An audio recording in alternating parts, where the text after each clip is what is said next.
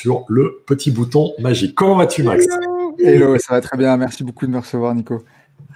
Tellement heureux de te recevoir parce que je le disais là à l'instant, on avait fait un échange sur le thème du mindset à proprement parler qui était stupéfiant. Tu es une des personnes que j'apprécie particulièrement parce que tout comme moi, tu te formes beaucoup. À quoi? Mais avant tout, à toi et à développer une grande conscience de toi. Et est-ce que tu pourrais te présenter un petit peu pour les quelques membres de mon audience qui ne te connaîtraient pas encore? Avec plaisir. Déjà, merci beaucoup, Nicolas. Ça fait grand plaisir d'être là, de se retrouver parce qu'effectivement, comme tu l'as dit, et merci d'avoir mis la pression à ce point par rapport à cette fameuse interview. Je suis ravi. Donc, merci d'être là. Je suis ravi de te retrouver, de vous retrouver ici. Là, il y a Fabienne, il y a Ophélie, il y a Claudine, Laurent, James, etc. Donc, bienvenue à vous. Et rapidement, qui je suis? J'aime à me définir comme aujourd'hui un explorateur, un aventurier, surtout un amoureux de la vie. Alors effectivement, ça c'est ce qui me définit.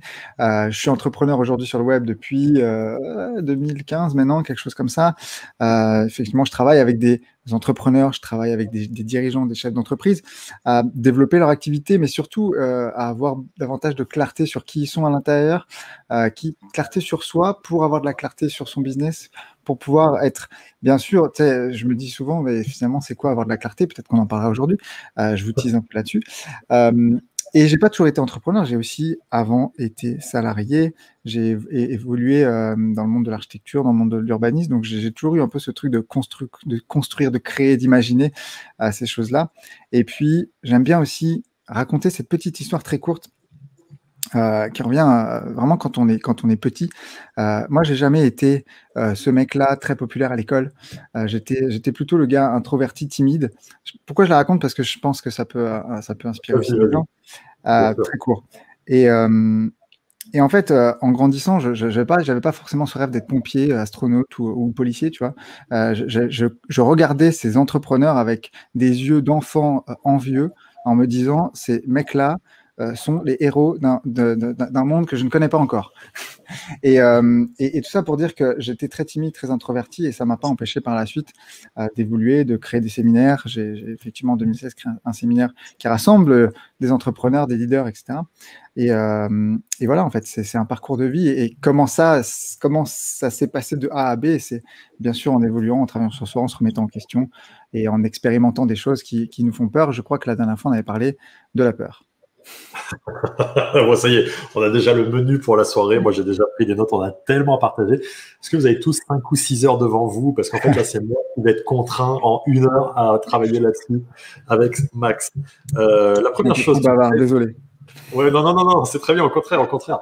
La première chose, c'est que tu disais, merci de me mettre la pression. C'est l'occasion de rappeler un concept essentiel pour moi sur la pression. La pression n'existe pas. La pression n'existe pas. Ça n'est qu'une représentation mentale que l'on se fait face à une situation au regard de laquelle on considère, à tort ou à raison d'ailleurs, parce que des fois c'est à raison, mais face à laquelle on considère qu'on n'a pas les ressources pour y faire face. Mais en réalité, toi et moi, face à une même situation, possiblement je pourrais ressentir, mais me créer de la pression face à celle-ci, sur des sujets d'ordre web marketing possiblement, et sur d'autres, toi tu t'en créerais et moi pas du tout. Donc c'est quelque chose de très personnel, et en l'occurrence pour ce qui nous anime ce soir, zéro pression.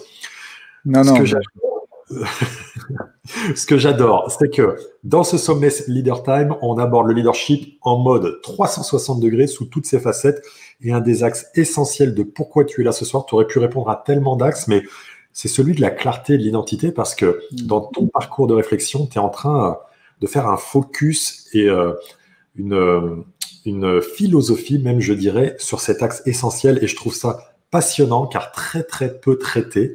Pourquoi, Max, à tes yeux, la clarté est une des composantes clés du leadership? Partage-nous ça, parce que j'entends très peu de personnes parler de ça, et pour moi, tu es l'expert sur ce sujet. Déjà, avant de l'avoir étudié, je l'ai surtout expérimenté.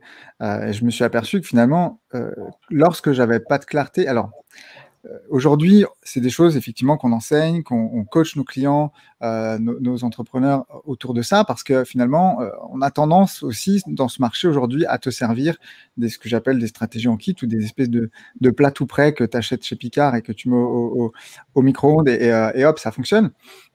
Et en fait, non, ça fonctionne pas chez tout le monde parce que justement, il manque cet élément de clarté, clarté sur soi, qui je suis. Et en fait, j'ai expérimenté avec le temps. Je me dis, mais dans les moments dans lesquels j'ai pas de clarté, qu'est-ce qui se passe pour moi? Bah, j'ai pas d'énergie. Donc, qu'est-ce qui se passe? J'ai pas d'énergie, pas forcément le courage de faire des trucs qui me font peur. Je vais avoir de la difficulté à être productif. Et forcément, ma capacité de vente, d'influence, de manière positive, hein, bien sûr, va en être inévitablement impactée. Donc, lorsque je suis pas clair sur mes affaires, sur qui je suis à ce moment-là, ou qui je veux devenir, ou quels sont les outils, quelles sont les méthodes qui sont adaptées à moi, en fait. Parce que effectivement, on en a parlé ensemble beaucoup. On a beaucoup de clients qui viennent nous voir en disant, bah ouais, on m'a dit de faire comme si, j'ai fait ça, puis j'ai fait ci, puis en fait, je m'aperçois que je suis pas aligné avec ça, que c'est dans la douleur, dans la friction. Et quand tu leur poses la question, non mais d'avoir un petit peu plus de clarté sur effectivement où est-ce que tu penses que tu vas aller, c'est quoi ta destination, comment tu te définis toi, c'est quoi tes valeurs hautes. Et puis là, on s'aperçoit qu'il n'y a pas de clarté en fait. Et inévitablement, bah ouais, comment tu veux mettre. Moi, je m'aperçois quand je suis pas clair sur mes affaires, j'ai pas d'énergie, j'ai envie d'être en boule dans mon canapé. Donc forcément, comment veux-tu que j'ai le courage de créer quelque chose de nouveau dans lequel je me sens, où je sors de ma zone de confort. Donc tu vois, c'est un petit peu comme un jeu de domino. Mettons, on en avait parlé la dernière fois aussi. J'adore The One Thing, un gros domino. Un petit domino, pardon, peut faire tomber finalement un domino qui fait peut-être 100 fois sa taille par la suite. Et je pense que la clarté est un des premiers dominos pour moi, très important, à mettre au centre de sa réflexion sur qui je suis, sur ce que je veux, sur c'est quoi ma destination, qu'est-ce qui se passe dans mon business, ou dans ma carrière de sportif, ou dans mon entreprise, ou dans ma famille même, ou dans ma vie. Ça, c'est pour ça que j'ai mis ce concept au centre de ma vie, puis de mon business aujourd'hui. Excellent.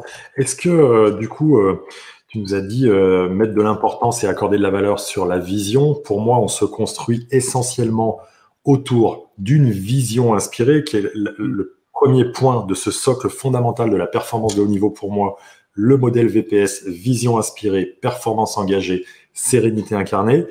Et pour moi, c'est quelle est ma vision inspirée, quelle est ma mission au regard de cette vision, quels sont les principes sous-tendus par la mission et quelles sont les valeurs ce qui sous-tendent elles-mêmes les principes. Il y a ces 4 étapes-là.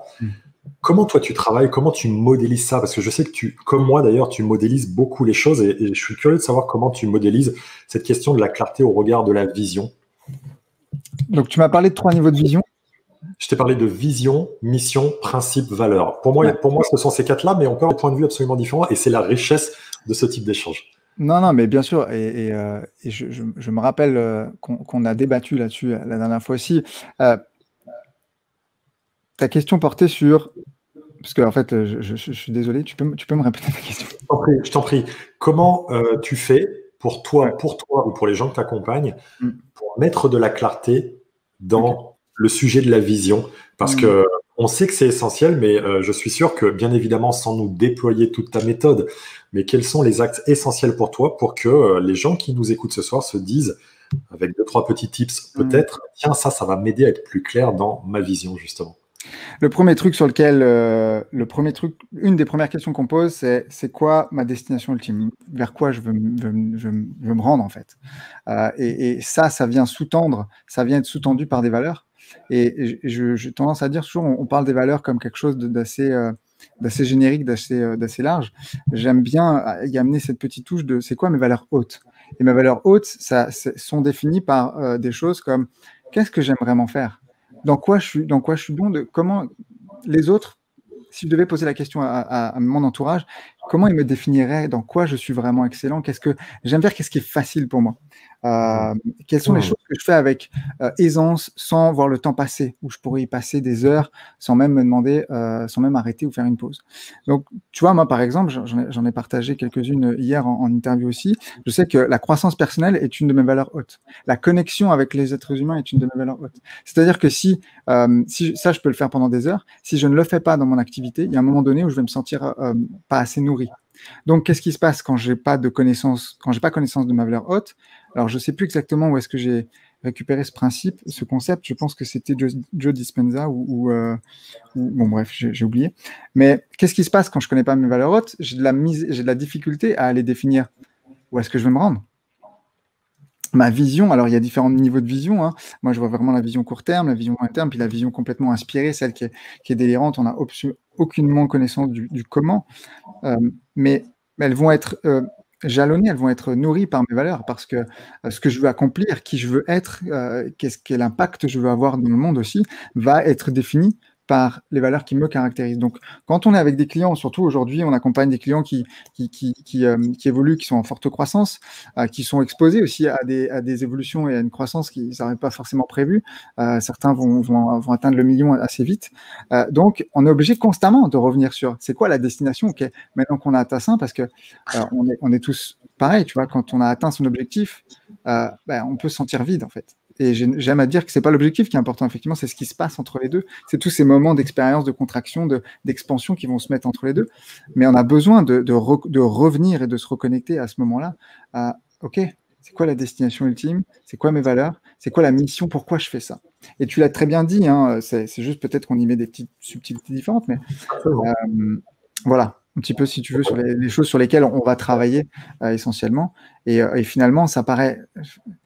Tu sais, plus j'avance, plus je pensais que les choses doivent être complexes et compliquées. Et je m'aperçois qu'en fait, ce sont les principes les plus simples qui sont les plus peut-être difficiles à mettre en place. Et j'aime à dire cette phrase, mais elle ne vient pas de moi en passant, mais c'est la plupart des gens confondent la simplicité d'une idée avec son efficacité. Et en fait, on en revient à penser qu'il faut que ce soit compliqué, complexe. Pour avoir de la clarté, qu'est-ce qu'il faut faire pour avoir de la clarté? Je parlais avec un de mes mentors l'autre jour. Et je lui disais, mais moi, les clients, il faut absolument qu'ils repartent beaucoup plus clairs et tout. Il me fait, mais Max, comment tu fais pour avoir de la clarté? À un moment donné, c'est une question de balance. C'est une question d'ombre et de lumière. Si à un moment donné, tu manques, c'est le manque de clarté qui te permet d'aller vers la clarté, tu vois. Donc, on est obligé d'expérimenter aussi ces moments-là où c'est un peu le trouble, où c'est un peu le brouillard, pour pouvoir aller vers cette clarté. Et qu'est-ce qu'on y met? Quels sont les outils qu'on met entre les deux? Et ben justement, ça va être des choses autour de c'est quoi ma destination? À quel point je me connais? Qu'est-ce que j'aime faire? Enfin bon, tout ce que je viens de parler. Sinon, je passe trop de temps dessus. Magnifique, magnifique. Et tu nous as posé, j'aime bien resynthétiser derrière parce que tu nous as donné tellement d'apports là en quelques phrases. Se poser des questions simples comme qu'est-ce qui est facile pour moi, ce que tu nous as proposé? Qu'est-ce que je fais avec aisance? Que moi, je traduis dans mon langage, trouver le couplage entre les compétences et les appétences. Les compétences étant ce que je sais faire, les appétences étant ce que j'aime faire. Et trouver l'harmonie subtile entre les deux. Je pense que ce que tu évoquais, tu posais la question, c'est certainement John de Martini qui nous apporte des idées de ça, qui est quelqu'un sur qui je travaille énormément en ce moment, notamment sur ce sujet des valeurs hautes. Et en fait, tu rappelles également quelque chose qui est très important, tu le sais dans mon environnement, celui du sport de haut niveau, ce qui peut faire qu'un champion, un performeur du plus haut niveau, quel que soit son environnement. Allez, on prend un athlète qui a gagné dans mon sport à moi un titre NBA ou un titre olympique ou un titre de champion du monde. Une bonne partie d'entre eux se retrouvent vides, comme tu le disais très précisément tout à l'heure, une fois le titre obtenu. Et pour quelle raison? Parce que du coup, ils se définissent au regard de leur performance. Et si je suis champion du monde, soit je ne mobiliserai pas les ressources que j'ai mobilisées pour y arriver, soit je considère que je suis ça et que je ne serai plus rien derrière. Et je voudrais basculer un peu, on reviendra sûrement sur la clarté, mais sur la question de l'identité, parce que pour moi, clarté et identité sont fondamentales et sont inextricablement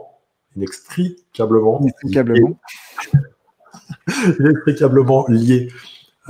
Comment toi tu considères ce sujet de l'identité, cette question fondamentale de qui suis-je? Comment tu la traites dans ta propre réflexion sur toi? C'est hyper intéressant comme question parce que ces deux dernières années, enfin en tout cas au début de mon activité, aujourd'hui on parle de clones, nous, tu sais, beaucoup avec nos clients, parce qu'on sait que l'industrie, notamment du web, ces dernières années a créé pour moi vraiment a créé des clones parce que c'était facile, tu vois, on donnait une recette toute prête à des gens, puis on leur dit bah voilà, tu fais ceci, tu fais cela, puis tu écris comme ci, puis tu écris comme ça, tu dis cette chose-là, et ce qui fait qu'on a perdu l'identité, je trouve, chacun, parce que finalement on se dit ah ben je suis une recette puis ça fonctionne. Et moi c'est vraiment cette année où je me suis dit tu sais, il arrive un moment donné dans une activité, comme je pense quand tu es sportif, quand tu es speaker, peu importe, tu t'inspires, tu modélises des personnes. Et puis à un moment donné, tu te dis, OK, c'est bon, j'ai fait mes armes, j'ai fait ce que j'avais à faire. Là, ça commence à fonctionner.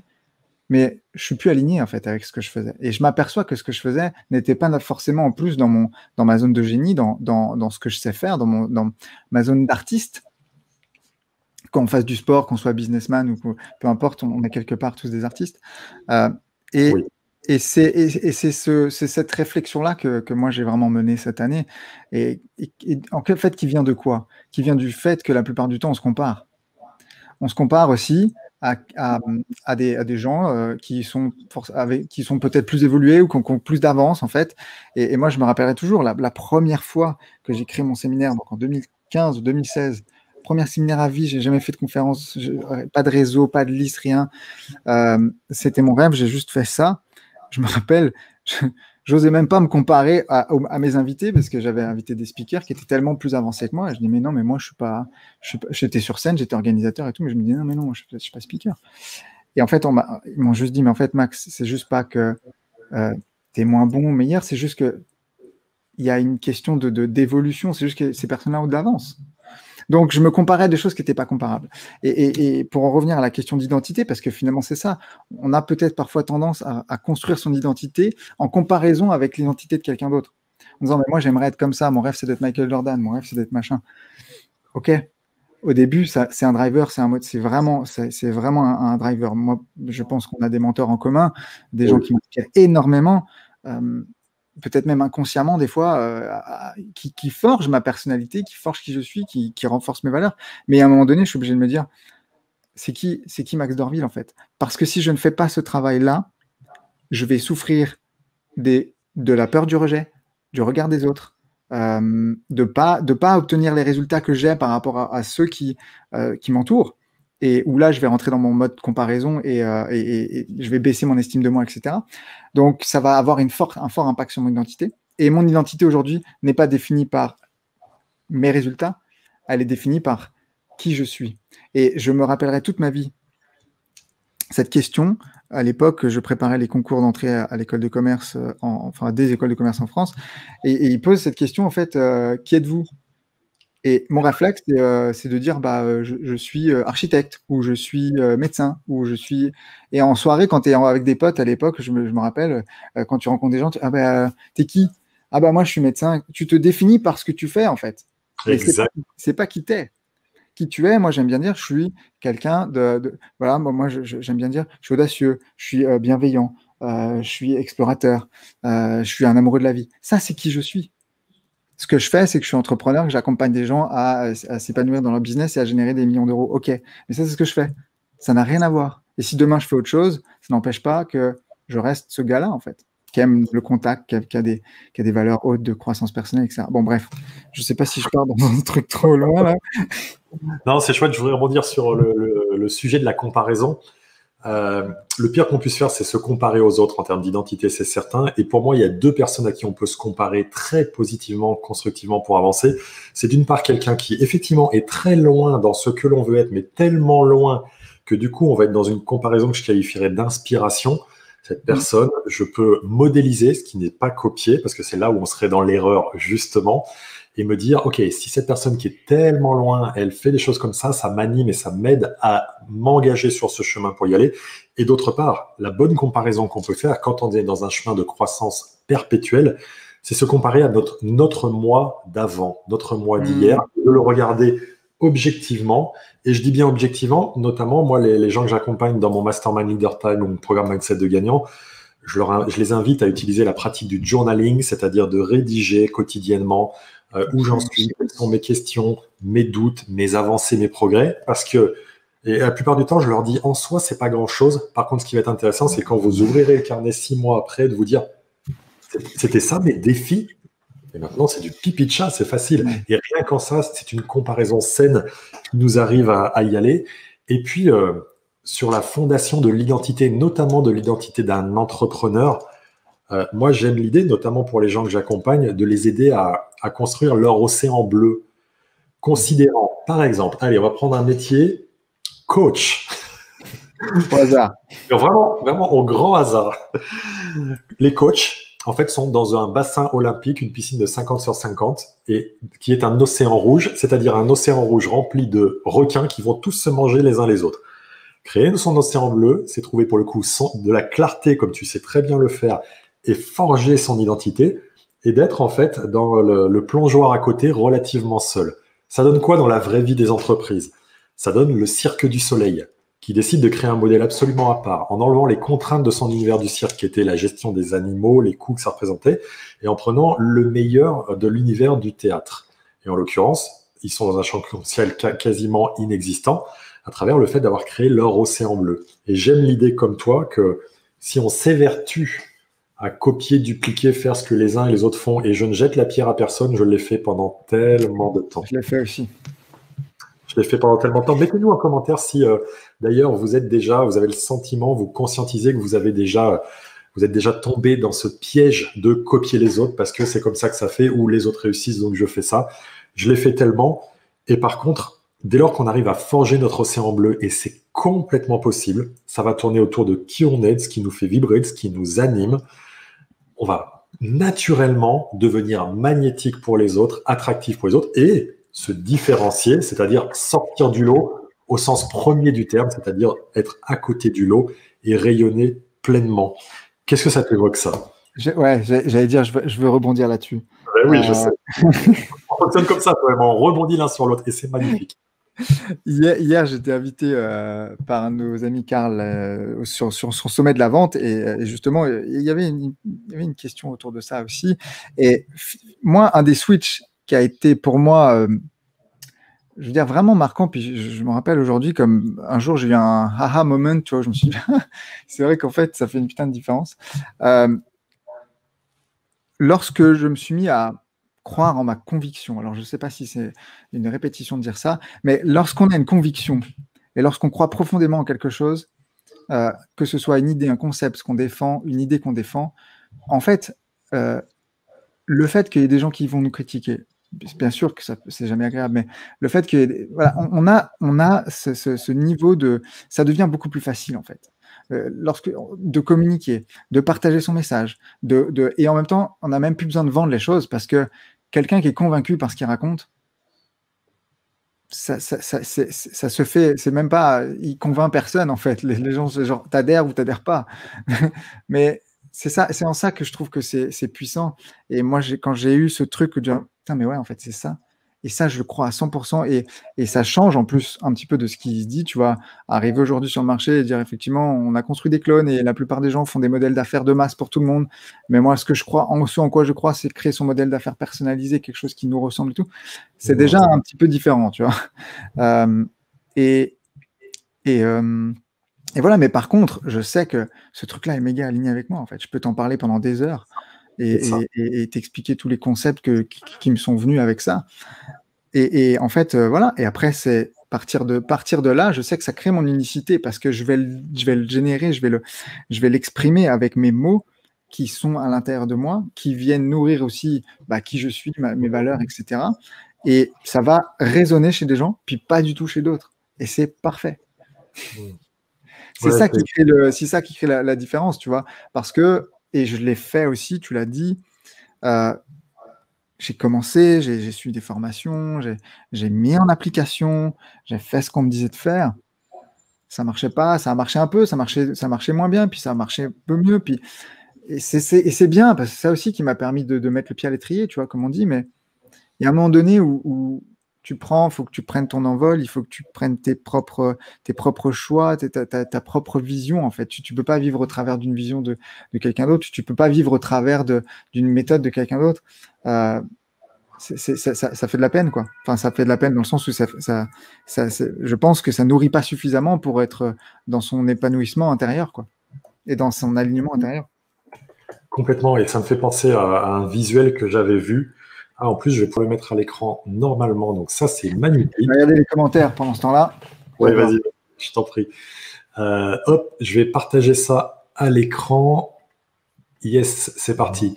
C'est ce visuel qui, moi, m'a beaucoup inspiré à un moment donné, qui est vraiment ce tiraillement qui existe entre les êtres humains, entre eux, à la fois ce besoin de singularité, d'unicité, de différenciation, et à la fois ce besoin de se sentir membre d'un groupe, d'une équipe, d'une entreprise, d'une société, d'une culture. Et en fait, ce visuel, moi, il me parle beaucoup parce que tout le monde, d'une même voix, dit qu'il est différent, autrement dit, singulier, différent des autres. Et il y en a un qui se sent obligé de dire, sauf moi, pour dire qu'en fait, il l'est pleinement aussi. Et quelque part, dans notre humanité, on est toujours tiraillé face à ça. La volonté à la fois de montrer qu'on est différent et en même temps d'appartenir. Et je pense que c'est une des explications qu'on peut trouver à parfois aussi cette paresse, ça a été dit dans le commentaire tout à l'heure, dans un commentaire, à parfois cette paresse qu'on a à essayer de se créer en allant chercher au fond de nous, ce qui n'est pas facile. Moi, je sais que dans mon propre chemin de construction de mentor en performance et en mindset, je suis très challengé sur ces sujets-là. Par contre, je sais que c'est le chemin qui me permettra d'aller loin. Comment tu vois ça, Max? Mais je ne peux que plus soyer ou valider. Clairement, ça ne tombe pas du ciel et ça se fait pas toujours dans. Enfin, je veux dire, tu vois, ce que je disais tout à l'heure, pour avoir de la clarté sur quelque chose, que ce soit sa relation de couple, que ce soit sa relation à son business, que ce soit sa relation avec ses collaborateurs, avec ses entraîneurs ou ses mentors, il y a des moments de flottement, il y a des moments où c'est pas clair du tout et on ne sait pas où on va et c'est le brouillard total. Et ce sont ces moments-là de contraction qui permettent finalement à un moment donné d'avoir cette expansion, de sortir de la grotte, de commencer à avoir de la lumière. Et c'est tout ce qu'on va faire à ce moment-là, ce qu'on va être, ce qu'on va expérimenter, qui va faire qu'à un moment donné, en sortant, on va se dire, bah ouais, c'est le chemin en fait, comme tu le dis. C'est pas genre juste un point A et un point B. C'est qui j'ai été pendant les moments d'arc. Et moi, j'ai eu des moments aussi comme ça. Et franchement, j'aime raconter ça aussi parce que c'est important de ne pas juste asséner des vérités comme ça, parce qu'il n'y a pas de vérité en fait. Chacun a sa propre vérité. Et ce sont ces moments-là qui m'ont permis, moi, d'évoluer personnellement, d'être un peu au fond, quoi. Et de m'apercevoir que j'avais les clés à l'intérieur et que tout est là, en fait. Tout est là. C'est juste que parfois, on met des couvercles sur des choses parce que c'est plus facile. J'aime bien cette image un peu de la poussière sous le tapis, tu vois. Jusqu'à ce qu'il y ait un petit monticule qui fasse que, bon, bah, faut le nettoyer. Et en fait, on peut tourner en boucle comme ça dans des schémas très longtemps de peur. Franchement, mais il y a l'autorisation, il y a la peur, il y a tellement de sujets qui sont passionnants qu'on peut évoquer, tu vois, en termes de leadership. Et je crois que dans le post que j'ai fait, j'avais dit être leader, c'est pas simplement leader ses équipes, c'est pas simplement se déclarer leader, c'est surtout avant tout pour moi avoir une conscience et une connaissance de soi et être en conscience des choix qu'on fait. Il y a une personne dans le chat qui nous disait on a toujours le choix. Bien sûr, on a toujours le choix de dire oui, de dire non, d'accepter ou de ne pas accepter. Et même de ne pas faire de choix, c'est un choix. Oui. Et donc c'est conscient, oui. Et c'est ça, et juste là où je veux en venir, c'est dès lors qu'on fait les choses en conscience, c'est là où on apprend à se connaître et c'est là où finalement on crée même sa différence. On a un mentor qui aime bien dire cette phrase, mais créer sa différence. Créer sa différence, c'est pas forcément faire des choses différemment des autres, ça peut être aussi être dans sa vulnérabilité, être dans son authenticité. Je sais que c'est quelque chose, j'adore parler parce que c'est un sujet hyper challengeant pour moi et j'apprends chaque jour à être un peu plus dans ma vulnérabilité. On va aller sur le sujet des peurs parce que je sens qu'il y a besoin d'y aller. Je veux juste revenir sur un petit sujet que j'ai envie de partager pour l'audience là ce soir. Tu disais tout à l'heure, parfois on peut avoir des doutes, notamment au niveau de notre couple, etc. Ouais. Bien sûr. Et pour moi, c'est là que le mindset et le couplage des pensées et des émotions est important parce que, par exemple, si là je disais à toutes les personnes qui sont en train de nous regarder, on a une centaine de personnes qui sont en train de regarder le live en direct, on en aura d'autres en replay. Est-ce que vous êtes sûr à 100% que la personne avec qui vous êtes en couple est la meilleure pour vous sur les 7 milliards d'êtres humains? Vous vous renvoyez cette question-là, si vous la tournez dans tous les sens et si vous lui laissez envahir pleinement votre présence, il est certain que vous allez aller à l'abandon du couple, à la rupture, à la difficulté, etc.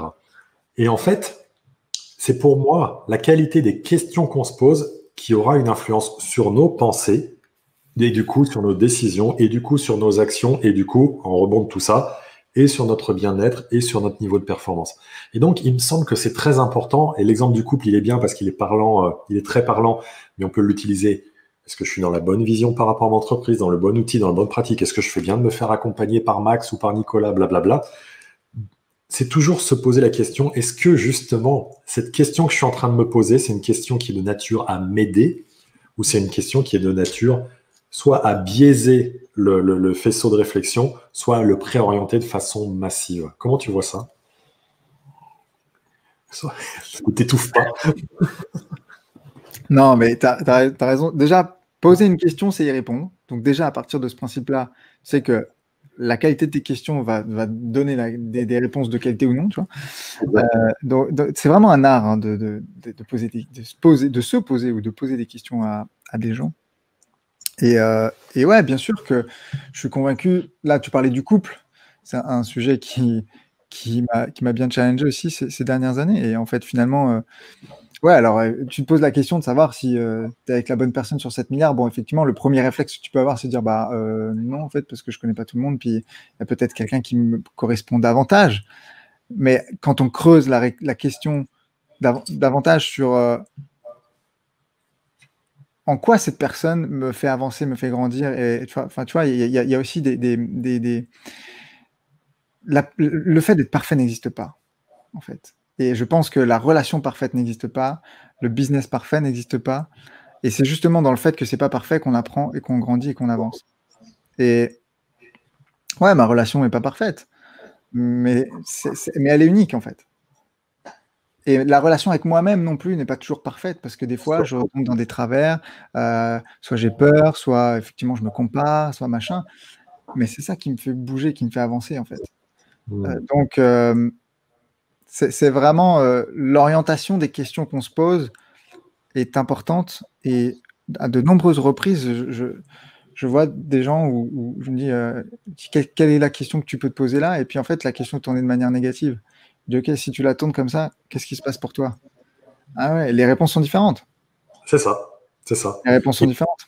Et donc certainement que c'est se poser des questions, moi c'est ce que je prône avec les gens avec qui je travaille, se poser des questions qui seront directement axées sur là où moi j'ai une marge de manœuvre, là où moi j'ai une possibilité d'action. Ça sera serviable. Ça ne nous garantira rien quant au résultat. Par contre, ça optimise le champ des possibles plutôt que toutes ces questions qui vont en mode des sujets où d'autres devraient prendre des champs de responsabilité, de décision, d'action qui, elles, pour le coup, moi j'en suis convaincu, ne me feront pas avancer du tout. Il y a Kin qui dit être complet plus que parfait. Ça me rappelle le titre de notre ami qui a écrit un bouquin qui s'appelle effectivement Être complet plutôt que parfait. Et il y a Facebook User, alors on ne sait pas qui c'est malheureusement, mais qui écrit vulnérabilité égale sensibilité égale force. Ça me rappelle, il y a 2 ans à Genève, j'ai posé sur scène en conférence la question: qui parmi vous dans la salle pense que faire preuve de vulnérabilité, c'est faire preuve de faiblesse? Je pense que 80% de la salle a levé la main. Ça m'a fait, c'était parfait, c'est ce que je voulais. Mais, oui. mais du coup, après, en amenant le truc et tout, puis tu t'aperçois qu'en fait, comme faire preuve de vulnérabilité, c'est faire preuve d'un grand courage, parce que c'est ça aussi. Le courage, pour moi, ça passe par là aussi. Donc, c'est marrant la perception, et je pense que tu en as parlé tout à l'heure, la perception avec laquelle les lunettes, en fait, avec lesquelles on observe, on s'observe soi, on observe une situation, et parfois, il suffit juste de changer de lunettes, en fait, pour avoir un résultat différent. Et on en revient à la simplicité des choses. Quelle est la paire de lunettes que je peux mettre différemment? Comment je peux regarder les choses différemment? Comment je peux percevoir les choses différemment qui vont me faire avoir des résultats différents? Et la vulnérabilité, un documentaire que j'invite tous les gens qui regardent ce live ce soir à aller voir, c'est celui de Brené Brown, qui s'appelle Appel au courage, documentaire Netflix. Et si vous n'avez pas Netflix, vous pouvez trouver son TEDx sur l'appel au courage et le fait, c'est très puissant pour comprendre en quoi vulnérabilité égale puissance et rayonnement. Moi, ça m'a vraiment aidé à m'autoriser à aller pleinement de ce côté-là. Mais pour y aller, encore faut-il être de plus en plus en conscience de nos peurs. On y arrive. On y arrive. Comment tu traites ce sujet des peurs? Quelles sont tes peurs? Si tu peux les partager, ne te sens pas obligé. Et comment tu abordes ce sujet-là? Hmm. J'adore. Euh, non, mais c'est vrai. La peur est un des. Ça peut être vu comme un moteur, ça peut être vu comme quelque chose qui freine, comme un frein. J'ai longtemps et aujourd'hui encore, je veux dire, j'ai peur de plein de choses. Les peurs ont changé en fait. Les problèmes changent, les peurs changent. Euh, Quelquefois, en fait, si tu veux, ça repart tout d'un moment clé dans ma vie que j'avais déjà partagé avec toi, me semble, qui était celui de la rencontre avec mon grand-père juste avant qu'il nous quitte. Euh, et où je lui avais posé cette question, je lui avais dit, ben, en fait, est-ce que tu as fait tout ce que tu avais à faire dans ta vie? Est-ce que tu es heureux? Il me dit, bah ouais, ouais, j'ai immigré en France, etc. J'ai une belle famille, j'ai fait des beaux enfants. Bon, bref.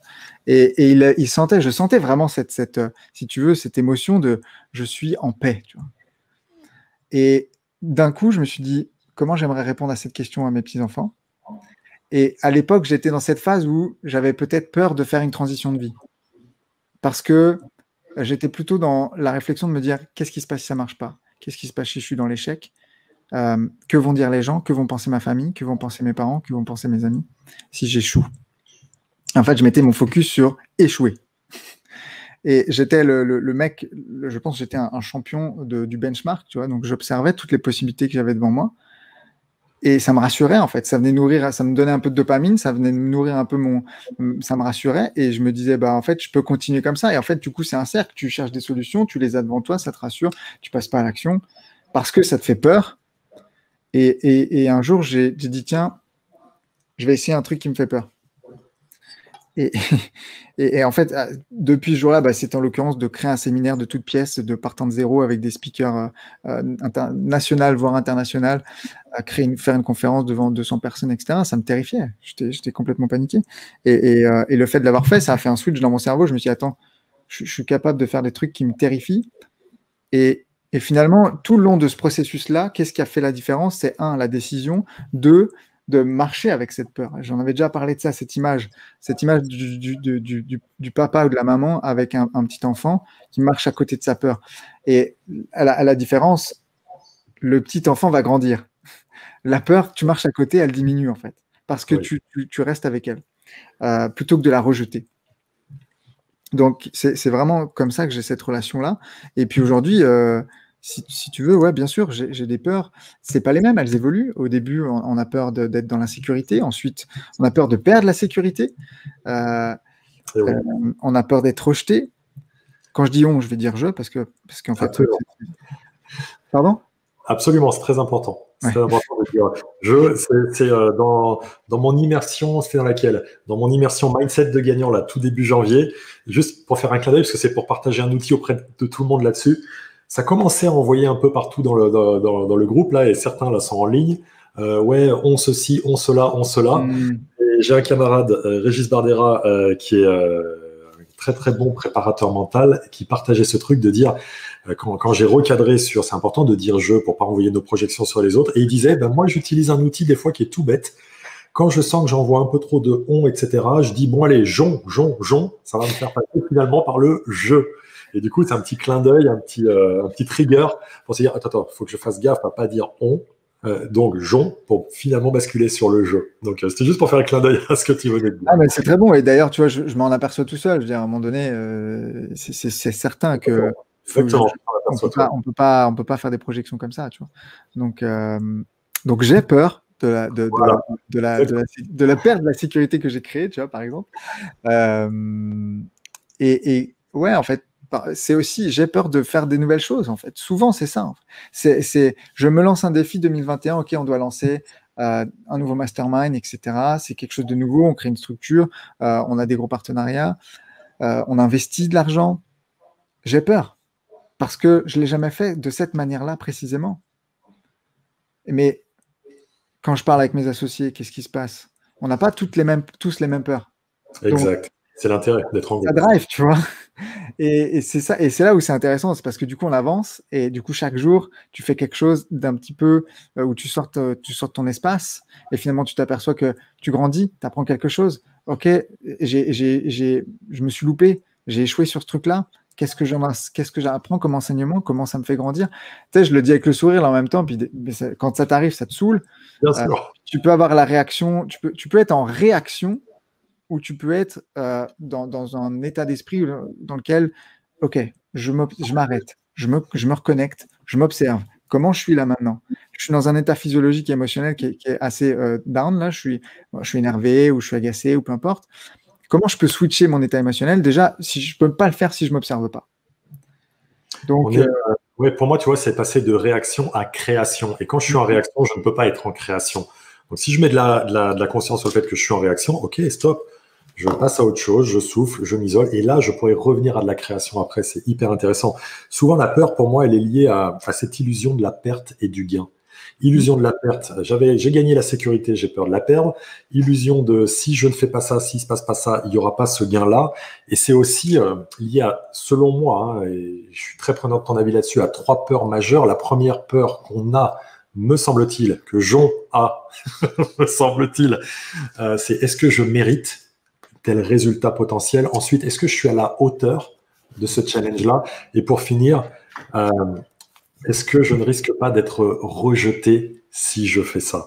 Et pour moi, dès lors qu'on arrive encore une fois, et toi et moi, on est tellement en phase là-dessus, à mettre de la conscience sur tiens, derrière cette peur en mode magma, brouillard, je sais pas trop, est-ce qu'il y en a une des 3 là qui est un peu plus active? Et est-ce que du coup, je peux la regarder gentiment? Parce que une peur, si je veux la combattre, comme l'ego d'ailleurs, je lui donne ma force et elle devient plus grosse et elle est envahissante et j'y arrive plus.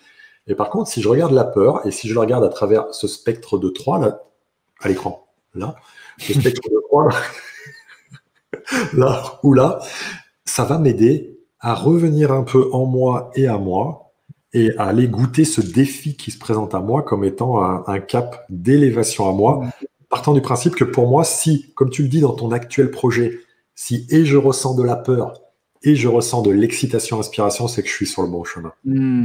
Sauf que quand la peur est là, on a tendance à faire ça, ne plus regarder qu'elle et à la coller près de nos yeux et on oublie l'essentiel. Donc en fait, j'ai juste à faire ça. Est-ce que là, il y a inspiration, excitation? Ah ouais, ok. Alors ça, par contre, en termes de flot d'énergie, de carburant, de fuel pour y aller, c'est absolument magnifique, je trouve. ouais, carrément. Et puis, je crois que la dernière fois, je t'avais partagé ce truc, la peur, P-E-R. T'enlèves le U, mais ça fait une perception erronée de la réalité.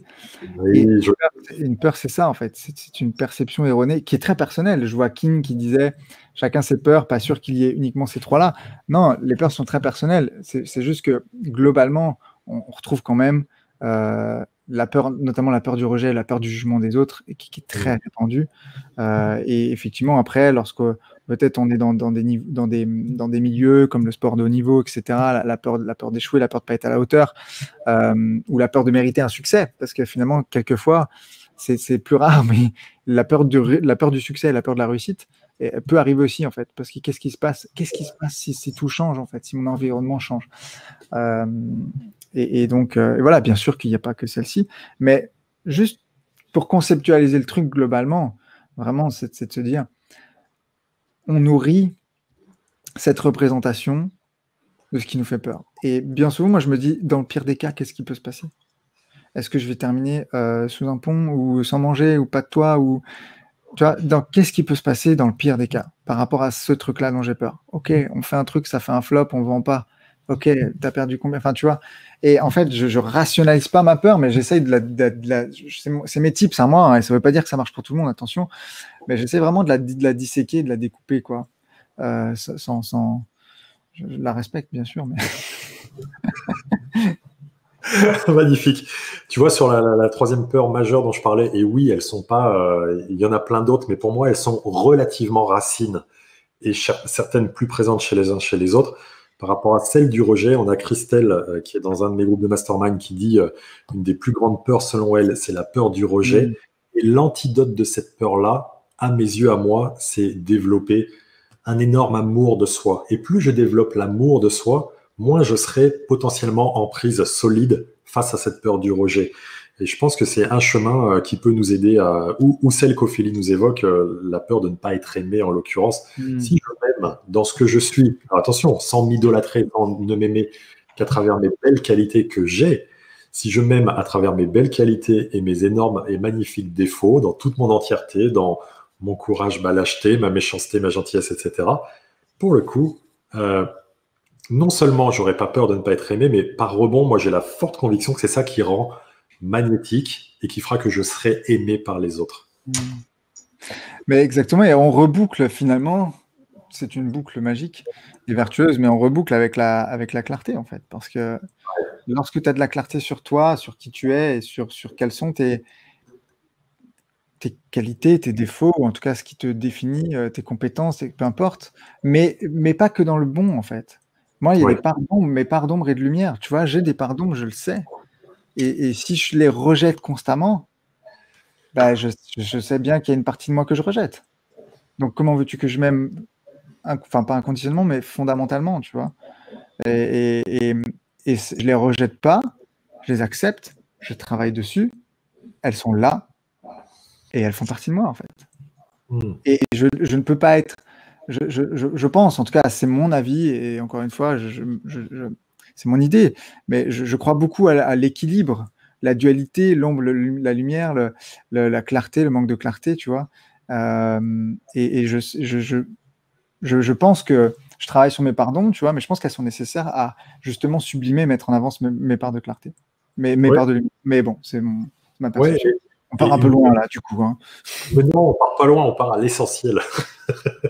Et si ça ne correspond pas à certaines personnes, elles iront loin et on leur souhaitera plein de bonnes chances pour vivre ce qu'elles ont besoin de vivre. Tout va bien. On est là pour partager notre vision du leadership. Peut-être qu'on est loin dans cette interview-là par rapport à d'autres qui viendront dans le sommet, mais moi, c'est ce que j'aime dans ce sommet. C'est vraiment visiter l'authenticité des stars interviewées que j'ai, dont tu fais partie. Et on n'est pas loin puisqu'on est dans ce sujet qui t'anime et qui me fait énormément vibrer aussi.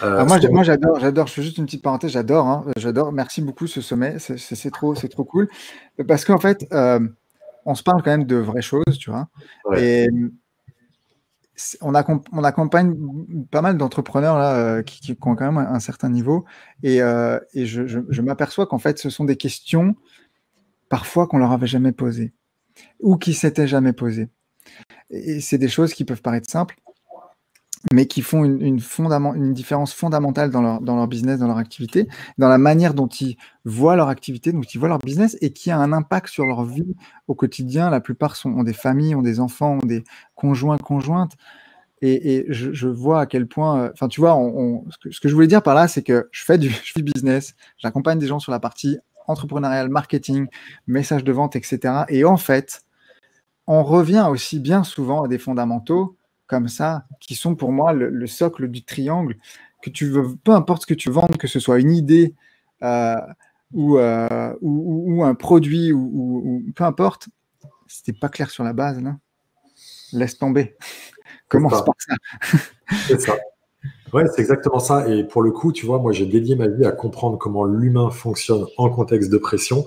J'ai mon programme Mindset de gagnant, j'ai le Mastermind Leader Time, et mon Mastermind, il n'est pas organisé en mode web marketing, le marketing, la vente, etc. Pour le coup, tu es un largement plus grand expert que moi sur ces sujets.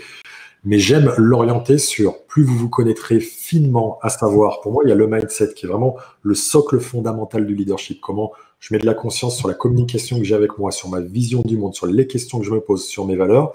Et une fois que j'ai bien balayé ça, cette communication de moi avec moi, l'étage au-dessus du leadership, comment je vais pouvoir mettre de la conscience sur mes communications et stratégies d'influence auprès des autres. Et pour moi, dans ma vision à moi, dès lors qu'on est, je reprends ta spécialité, dans la clarté sur ces sujets-là, le reste va être très très fluide, très facile et pourra s'acquérir sans aucun doute.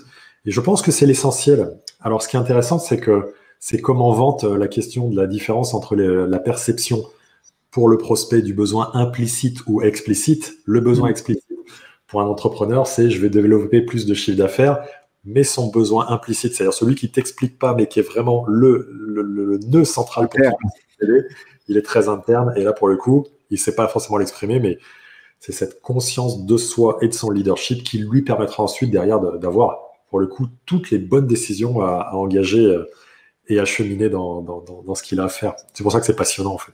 Et que même si on est loin, on est surtout profond, je pense.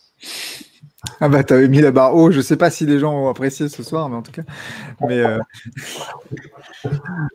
Mais c'est marrant parce que j'ai beaucoup l'habitude de parler de vente, de marketing et d'influence positive, hein, attention, Bah toujours oui. dans des valeurs qui me sont chères.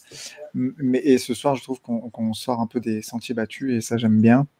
Et encore une fois, j'espère que ça vous plaît, messieurs, dames. Avez-vous des questions dans le chat que vous voudriez pouvoir poser, que ce soit à Max ou à moi, qui auraient émergé de ce qu'on vient d'échanger? Là, on a encore quelques minutes devant nous. Donc, j'aime l'énergie du live. Tu vois, je faisais un live avec Paul Pironnet ce midi. Et il me posait la question de savoir si le sommet était en live ou pas. Et je lui dis oui, j'aime l'énergie du live. J'aime du coup qu'on puisse voir en direct ce que les uns et les autres disent et se connecter. Pour moi, c'est complètement différent de comme si on avait, et ça se fait dans certains sommets, et j'ai beaucoup de respect pour ça. On s'enregistre ça tous les deux. S'il y a besoin de faire des coupes, on y va. Moi, je préfère qu'on y aille véritablement, quoi. Donc, avez-vous des Allez, questions? go with the flow, on y va. Avez-vous des questions, des remarques? Est-ce qu'il y a des choses que vous voudriez qui puissent être précisées sur ces sujets-là? S'il n'y a pas de questions, j'aborderai juste un dernier truc. Parce Eh bien, que vas-y, le temps que ça. Mettons leader ou le devient-on, hein? Alors, Laurent, qui est dans mon mastermind, n'est ton leader. Tiens, je te laisse répondre. Je te laisse répondre. Et il ne peut pas y avoir de réponse piège et de questions pièges. Je pense pas qu'il y ait de bonnes ou de mauvaises réponses. Non, mais quelle est la tienne, en l'occurrence? Ma réponse, c'est qu'on peut le devenir. Ouais. Je peux le devenir.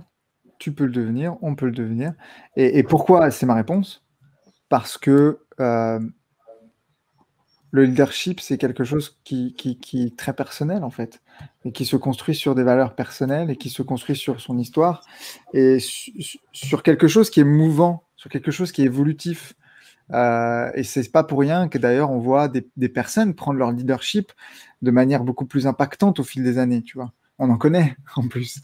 Oui, oui, oui. C'est pour ça que je pense que il y a cette marge de progression, il y a cette davantage de prendre sa place, de s'autoriser davantage, de se connaître davantage.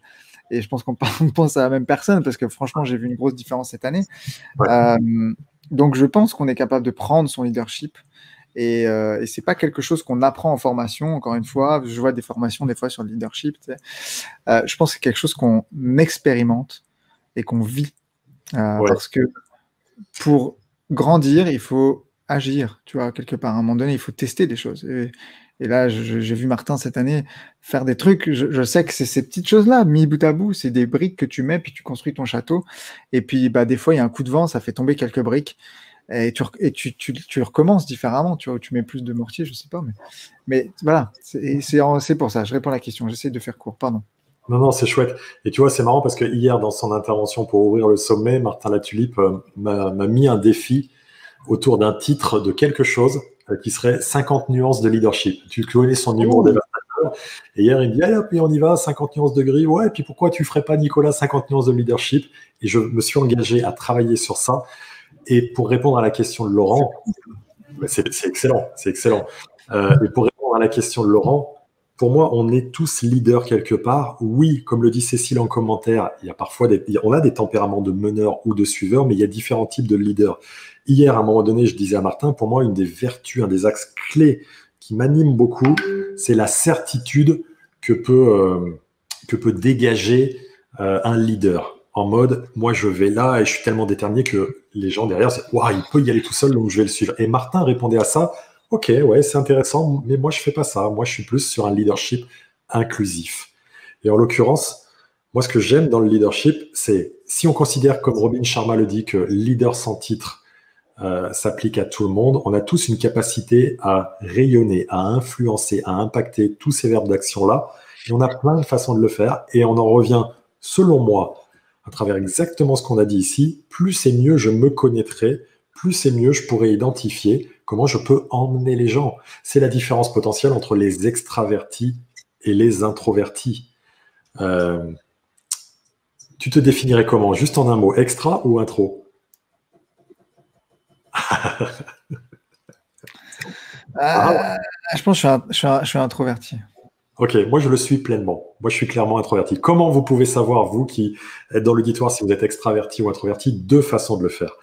Première des deux, Imaginez, vous arrivez dans un bel hôtel club. En plus, si tout va bien, Max, je touche du bois. Toi et moi, On se retrouve dans 10 jours. le jour où on y est au soleil, je touche du bois, arrêtez les bêtises les uns les autres, là, etc. Quand on arrive dans un endroit comme ça, hormis le séminaire dans lequel on va être, vous y arrivez, et si le lendemain vous connaissez tous les serveurs par leur prénom et que tout le monde vous connaît, etc., vous êtes extraverti. Si vous arrivez et que ce que vous faites, c'est que vous vous mettez sur votre transat avec, comme moi je le fais, mes livres de développement personnel, mon ordi, ma tablette, vous êtes introverti. C'est dans notre capacité à recharger notre énergie qu'on définit comment on est introverti ou extraverti. Et moi, je pense comme toi, très bon communicant, et j'ai besoin de me ressourcer en moi pour générer mon énergie. Et une autre vision, je crois que c'est Laurent d'ailleurs qui est là dans le chat à l'heure actuelle, qui avait partagé ça dans ma dernière immersion de Mastermind, qui était un introverti est quelqu'un qui pense puis qui agit, un extraverti est quelqu'un qui agit puis qui pense. Et en l'occurrence, tout ça pour dire, on peut tous être leader, mais plus on a conscience de ce qu'on est, plus on pourra rayonner de notre leadership. C'est vraiment une forte croyance que j'ai. Mais moi, je suis complètement là-dedans, en fait. Moi, je définis mon leadership, mais même celui de mes partenaires, mes associés. Je trouve qu'ils prennent leur leadership aussi davantage chaque jour parce qu'ils sont davantage convaincus, par ce en quoi ils croient et par l'incarnation de qui ils sont. Et moi, c'est ça que je vois comme qualité d'un leader, tu vois. C'est que si tu incarnes à 100%, tu te dis authentique et vulnérable, mec, sois authentique et vulnérable. Là, tu vas m'embarquer dans ton leadership, en fait. C'est pas juste du marketing de dire ouais, ben oui, il faut être authentique et tout. C'est difficile de l'être et dans sa vulnérabilité aussi, mais juste quelqu'un qui le fait, là, il n'a pas besoin de le dire en fait qu'il va le faire. Fais-le et puis ça va se voir. Ouais, c'est ça. C'est ça. Et c'est d'être pleinement ce qu'on est, c'est d'exprimer pleinement ce que l'on est, qui nous rendra magnétique, donc qui nous rendra charismatique et donc influent auprès des autres. Est-ce que tu as une définition du charisme pour ta part à toi? Bah ouais, en fait, c'est ça. Pour moi, le charisme, c'est quelqu'un qui est pleinement qui assume ses traits de caractère, qui assume sa personnalité et qui les exprime ni sans les surjouer, ni sans les cacher. Donc, c'est vraiment quelqu'un de charismatique. Pour moi, c'est ça. C'est quelqu'un qui se connaît et du coup qui use, enfin pas use, mais exprime qui il est sans peur de te rejeter, sans peur de te juger, etc. Et qui s'amuse en fait, et qui s'amuse. Tu vois. Pour moi, il y a vraiment cette dimension du fun et de l'amusement, en tout cas pour moi, qui est hyper importante. Parce que ça vient connecter. Pour moi, c'est ma valeur connexion. C'est un truc que j'utilise, même je dis j'utilise, mais que j'utilise pas, que je suis comme ça en fait. C'est ça que j'aime. Donc ça fait partie pour le coup de mon charisme. Ouais, je voudrais bien que dans le chat, vous mettiez, vous pensez-vous être charismatique? Qui se pense charismatique là dans le chat, dans les personnes? On l'est tous en vérité, à notre niveau. Sans aucun doute. Qui se pense charismatique? Parce que c'est quand même une déclaration. Oui, je suis charismatique. Là, on est en distanciel, mais interactif grâce aux commentaires. Quand je pose ces questions-là dans les immersions de mes programmes, les gens sont un peu là, on peut lever la main, les autres nous regardent, à nouveau le regard de l'autre, la peur du rejet, du jugement de l'autre, etc., etc. Qui se croit charismatique ici? C'est en train d'arriver, les réponses sont en train d'arriver via le traditionnel léger retard qu'on peut avoir. Moi, j'aime définir, en complément de ce que tu dis, le charisme comme étant la capacité à créer du contact et à le pérenniser dans le temps. C'est-à-dire que la mauvaise image qu'on donne au charisme, c'est ce Max qui serait là, magnifique, petite veste de costard, élégant, beau gosse, qui arrive, la petite dent qui brille lorsqu'il arrive dans la pièce. Et puis, évidemment, je parle pas de Max. Si c'était quelqu'un qui était comme toi et qui, derrière, quand on creusait, alors que toi, on a pu voir que quand on creuse profond, on peut aller loin et bon, ce serait une personne comme ça, très en look extérieur extraordinaire. Mais quand on creuse un peu, il n'y a plus grand-chose, c'est superficiel. C'est tout sauf du charisme. Et le charisme, pour moi, c'est cette capacité d'abord à créer du lien en fonction de qui je suis moi et en mettant le moins de masques sociaux, c'est-à-dire le moins épais possible. Et ensuite, dans le temps, cette capacité à tenir la relation de façon durable. Ça, pour moi, c'est du charisme. Et quand on le définit comme ça, ce qui n'est que ma définition, là, oui, Max, je suis à 2000% d'accord avec toi. On est tous charismatiques. Oui, c'est ce que dit Muriel. C'est ce que disent plusieurs personnes aussi. Donc, cool. Exactement. Exactement. Bon, ben, on n'aura pas eu le temps de parler de mon dernier élément, mais c'est pas grave, on en parlera une autre Si, fois. vas-y. Non, mais il y avait un truc moi, qui me tient à cœur, c'est aussi dans sa prise de. Enfin, un leader aussi, c'est une personne qui est capable d'avoir l'œil sur son essentiel. Et l'œil sur son essentiel, ça veut dire quoi? Ça veut dire qu'est-ce qui est important pour moi? Et ça veut dire aussi parfois apprendre à dire non. Et ça, c'est vraiment un travail que j'apprends et sur lequel je suis challengé en ce moment. Mais c'est aussi garder le cap sur mon essentiel. Qu'est-ce qui est important pour moi? Quelle est ma direction? On en parlait tout à l'heure, ma destination ultime, ma direction. Ça fait partie de la vision aussi, mais pour pouvoir avancer, que ce soit peu importe en fait, dans le domaine, une relation de couple, j'aime, tu vois, on peut parler de ça parce que ça parle à tout le monde, mais c'est quoi mon essentiel dans ma relation de couple en 2021, tu vois? Et en fait, ça évite d'avoir à partir dans tous les sens. C'est quoi mon essentiel pour mon activité, pour mon business en 2021? Si je me dis, putain, il faut qu'on développe l'agence, il faut qu'on continue le mastermind, qu'on ait des partenariats, qu'on crée de la prestation, je vais brûler, quoi. Si je me dis en 2021 avec ma chérie, faut que je veux la demander, machin, je veux améliorer ma relation là-dessus, puis il y a beaucoup de choses en fait. Et je dis pas que être focus sur son essentiel, je veux pas dire que c'est abandonner d'autres choses. Juste que je pense, en tout cas, que avoir la conscience de ce sur quoi, qu'est-ce qui est important pour nous cette année, peu importe dans les domaines de vie, qu'est-ce que je veux garder par rapport à l'année précédente, qu'est-ce que je veux enlever. Ça aussi pour moi, ce sont des caractéristiques ou ce sont en tout cas des questions que les leaders se posent. Voilà. Leaders de leur propre vie. Ouais, c'est ça. Et à travers quel est mon essentiel, tu fais certainement référence à cet ouvrage incroyable, Essentialism, ou pas? Je faisais référence à The One Thing, mais c'est la même chose. Ok, vraiment l'idée, en l'occurrence pour Essentialism, habituellement, on envoie notre énergie dans toute direction, ce qui fait qu'en fait, on creuse peu profond et on va loin. Et quand on l'envoie dans une seule direction, en l'occurrence, ça nous permet justement d'être plus dans l'intensité, plus dans l'intensité. Je vois pas d'autres mots à utiliser. En fait, pourquoi j'en cherche d'autres? Il n'y a aucune raison. Dans l'intensité, donc dans le résultat et donc dans la réussite de ce qu'on veut faire.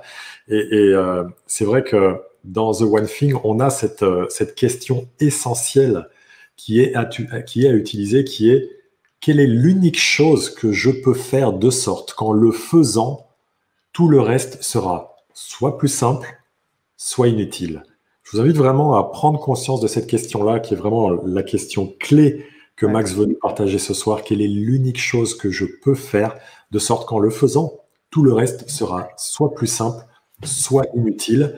Et rien que cette question-là, ça fait partie des questions que j'aime qualifier de questions à $1 million. Parce que véritablement, ça peut tout changer dans notre pratique et dans notre quotidien. Tu te la poses souvent, celle-ci? Je me la pose souvent, ouais.